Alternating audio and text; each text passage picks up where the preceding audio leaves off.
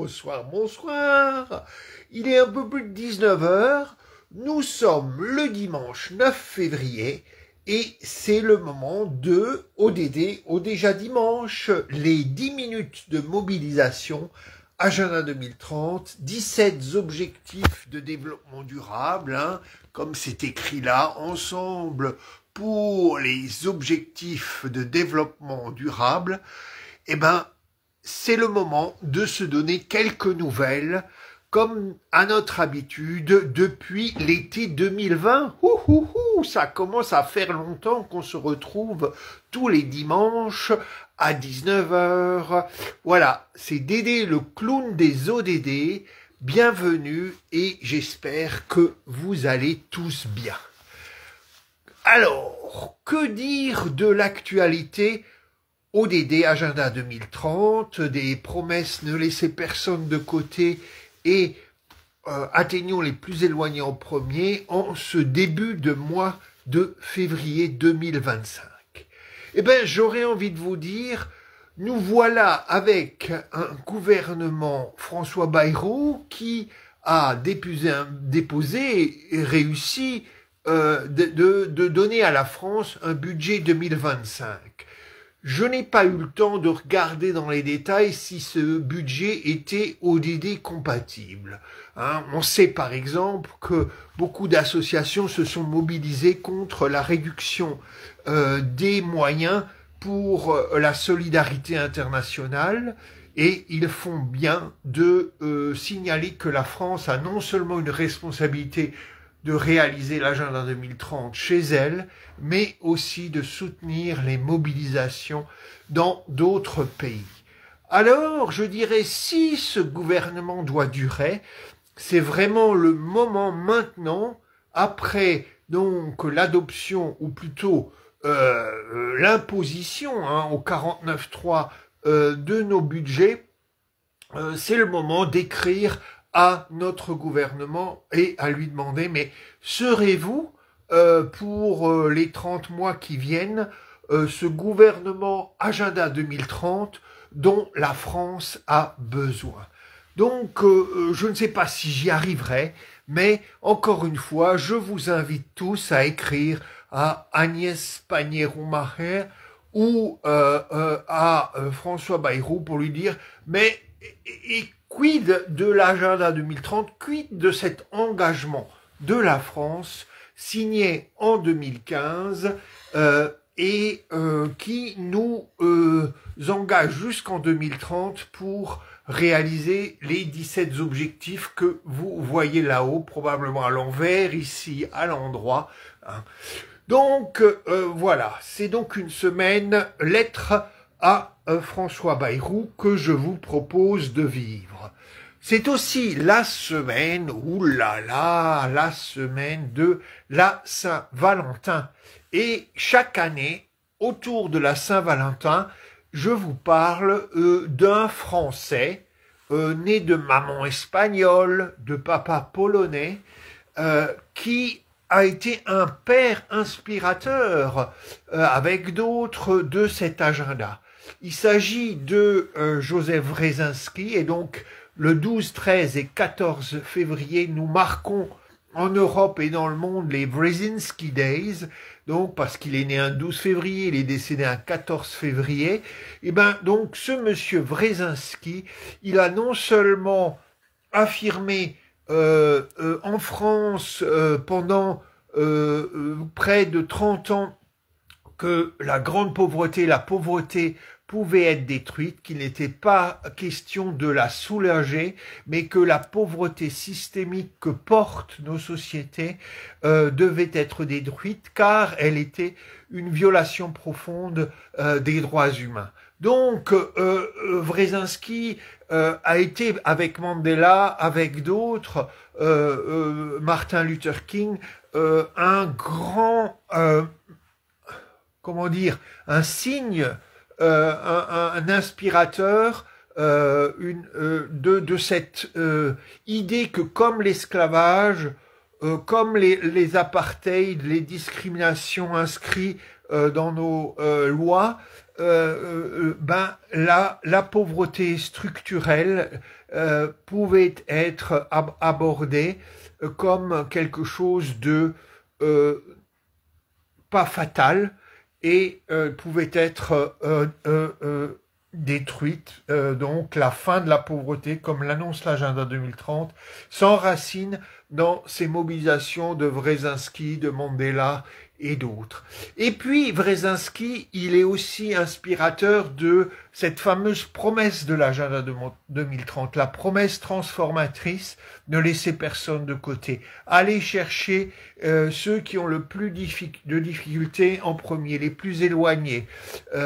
Et en fait, Brzezinski explique que c'est en se mobilisant pour ceux qui ont le plus de difficultés qu'en fait on crée une société inclusive pour tous, qui va permettre à tous d'être dans le coup.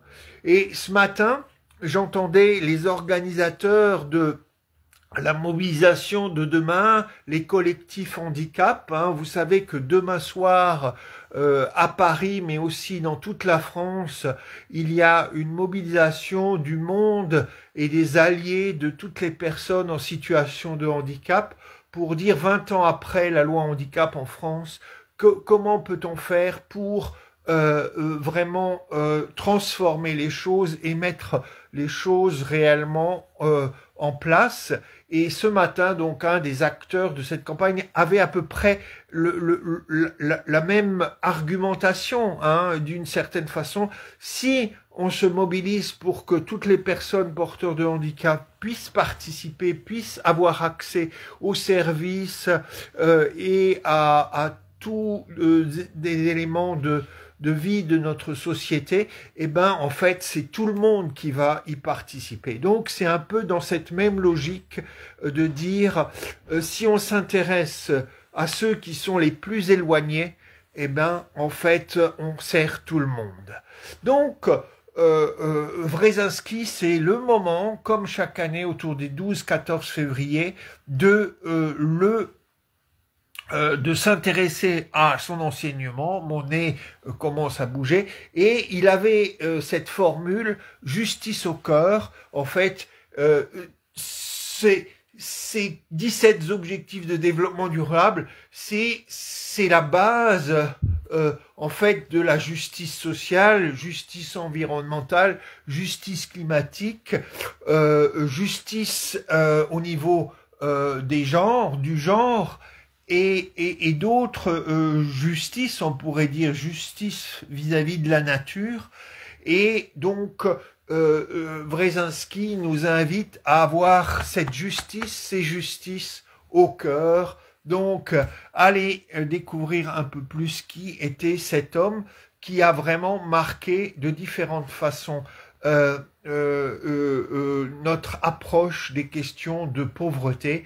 Et je dirais même, il a introduit avant l'heure, parce qu'aujourd'hui c'est quelque chose dont on parle beaucoup, les questions de justice épistémique, comment chacun contribue avec son intelligence à la construction du savoir, des politiques, des façons d'évaluer le monde. Donc, Brzezinski aussi, justice épistémique au cœur, je dirais, et quand on dit justice épistémique, on pense aussi à participation, à processus démocratique, que chaque voix compte. Voilà, donc ça c'était pour cette semaine, avec bien sûr demain la mobilisation de monde, des alliés et de tous les gens mobilisés autour des situations des personnes porteuses de handicap.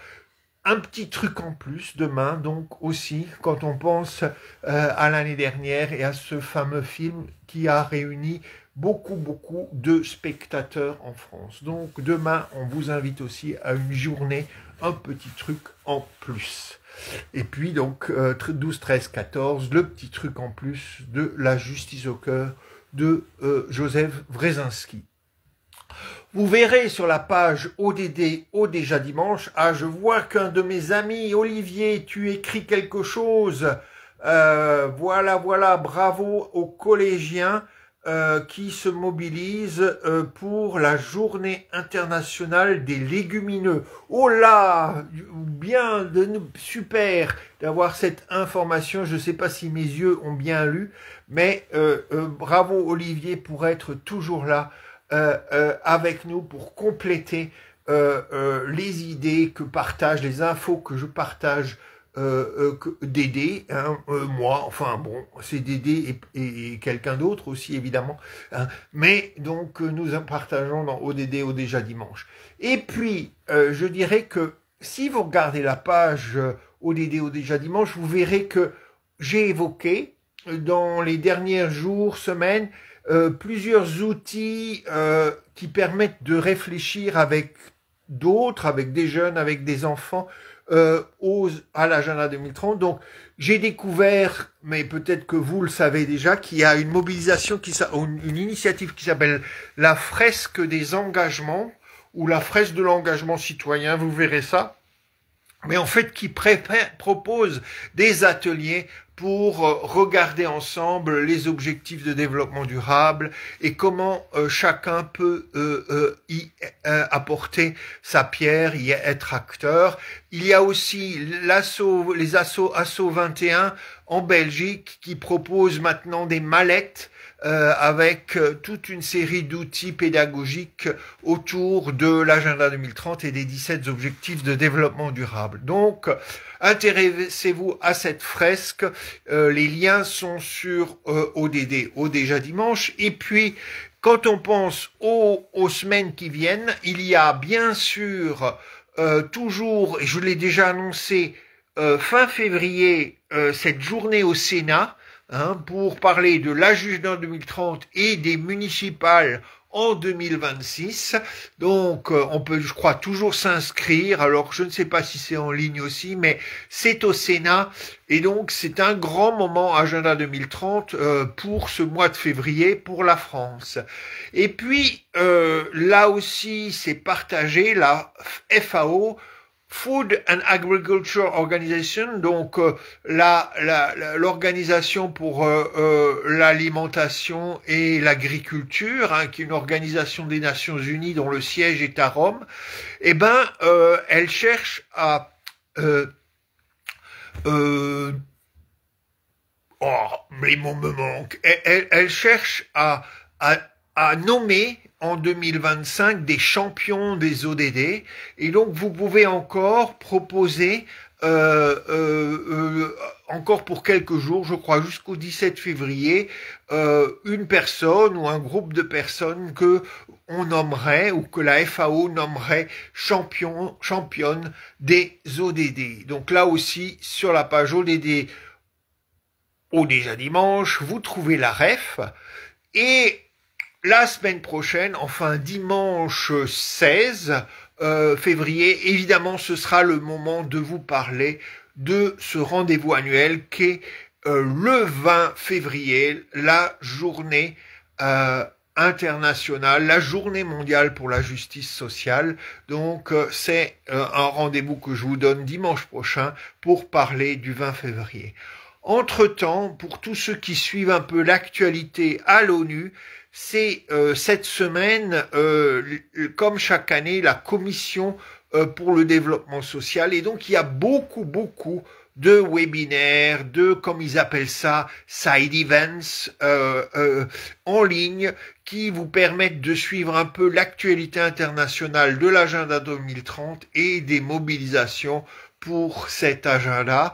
Hein, donc, il y a un peu, c'est souvent en anglais, mais qui sait, peut-être qu'il y aura un certain nombre aussi de webinaires qui permettront de suivre des discussions, des débats en français. Donc, il y a un hashtag que j'ai pas en tête maintenant, qui est souvent SOCD et puis un numéro parce que c'est pour dire que c'est la réunion, la 64e, la 65e réunion de cette commission, donc qui a lieu à l'ONU à New York, mais avec plein de mobilisations autour d'elle. Voilà donc où nous en sommes pour ce début février.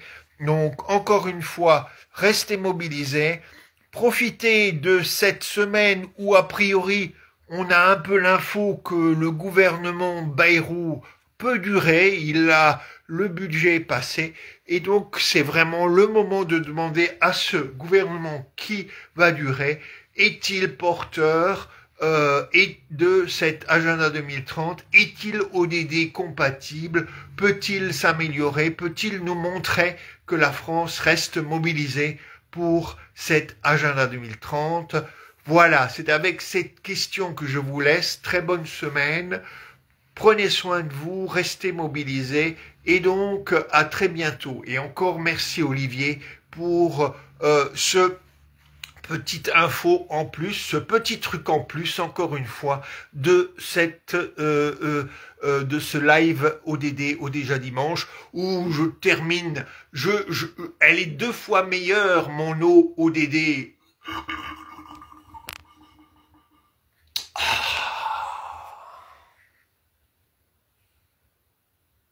Et voilà, toujours la même chose. Mon doigt qui ne sait pas trouver le bouton stop. Comment ça se passe?